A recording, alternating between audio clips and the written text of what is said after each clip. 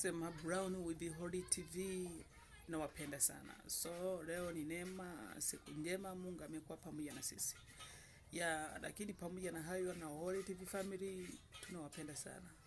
So leo nataka nizungumzie kitu kimoja ambacho huwa watu wengi wanajivunia kwa sababu wanaitwa, kwa sababu wana majina kama hayo ambao ni ya kuonekana kana kwamba hao ni watumishi wa Mungu. Lakini nikukumbushe ya kwamba mtumishi siku zote atakuwa ni mtumishi. Na mtumishi ni tofauti na mtoto wa Mungu.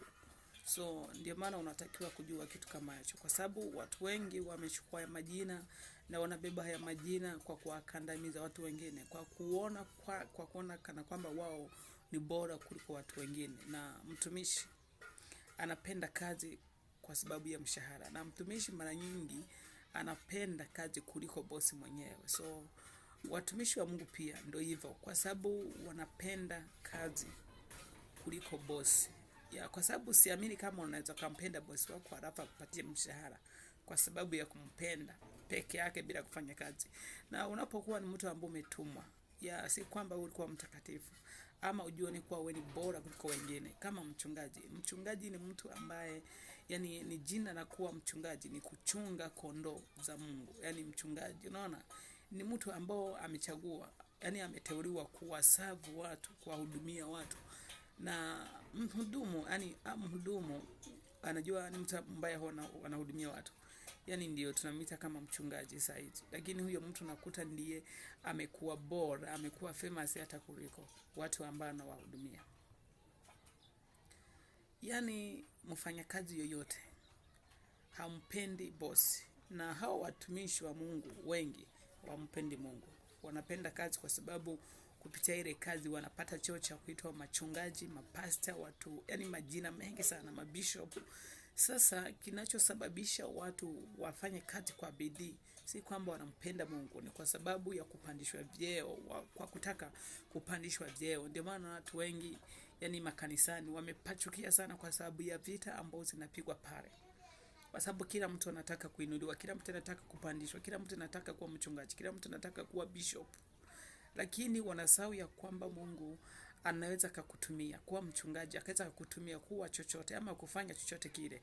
Na yani manake anaweza kukutumia na wewe haukubariki, lakini kwa sababu Mungu ana uwezo wa kutumia, anaweza kukutumia. Tunaiona mifano mingi ya watu Mungu amewatumia katika Biblia, wakina Firauni na wengine wengi, na kuna wengine Mungu amewatumia kwa ukuu watu wa Mungu. Na huyo pia ni mtumishi wa Mungu. Tunakuja kuona mfano mwingine bora kama Yuda. Yuda amefanya kazi ya kumuuza Yesu. Na huyo pia ni mtumishi wa Mungu. Lakini mwisho wake ameisha wapi? Ndio maana unapokuwa mtumishi si jambo la kujivunia. Kwa sababu mtumishi ni tofauti sana na mwana Mungu, tofauti sana na mtoto wa Mungu. Heri mtoto wa Mungu kwa sababu huyo ni mtoto wa mfalme. Huyo ni mtoto wa mfalme. Lakini unapokuwa mtumishi wa Mungu, yani ni jambo tu la kawaida ambayo halina maana yoyote, ambayo halina maana. Ikiwa kweli umesimama katika msingi wa kulihubiri neno, wa kuhubiria watu, wa kuambia watu kweli, hilo neno la kuitwa mtumishi halina maana yote. Ndio maana mimi natoa onyo.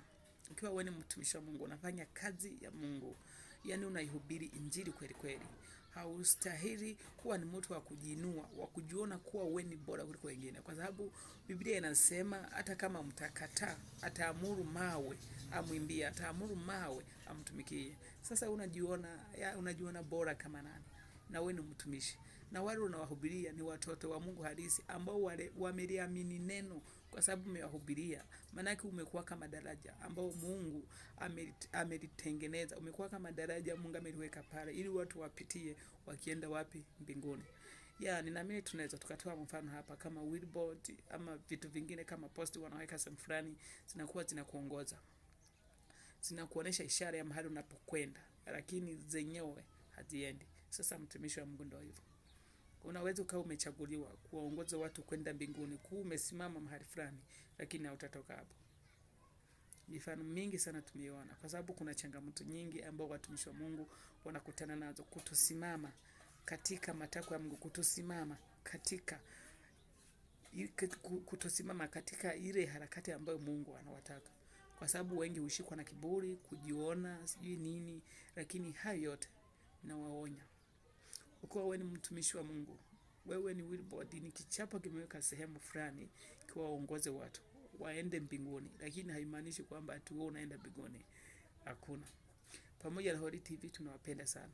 Leo ninaweza nikasema maneno matatu. Kuna watoto wa Mungu ambao wameliamini jina la Yesu, wamempokea kwa sababu ya uwezo wa lile neno lile, wamefanyika watoto wa Mungu. Wamefanyika watoto wa Mungu halisi, ambao hawakuzaliwa kupitia mapenzi ya mwanadamu yote, lakini wamezaliwa upya kupitia nini? Kupitia neno. Na aliyewahubiria neno ni mtumishi wa Mungu ambaye ametumwa kuhubiri na kuwahubiria watu waende mbinguni, lakini yeye haimaanishi kwamba naenda, kwa sababu already amepewa kazi ambaye atalipwa mshahara hapa duniani. Hakuna mahali imeandikwa kama huyo akahubiri, yani mshahara wake ni kwenda mbinguni. Hakuna. Ninawapenda sana. Pamoja na Holy TV ninaamini maneno yani haya naeleweka, lakini ukiwa na mashaka, ukiwa na swali, unaweza kauliza kupitia comment section pale, tunaweza tukakujibu na tunaweza tukatengeneza lesson nyingine kama hii ambayo inaweza kukusaidia, ambayo itafafanua fresh ni nini ambacho kinazungumziwa hapa. Pamoja na Holy TV tunawapenda sana always.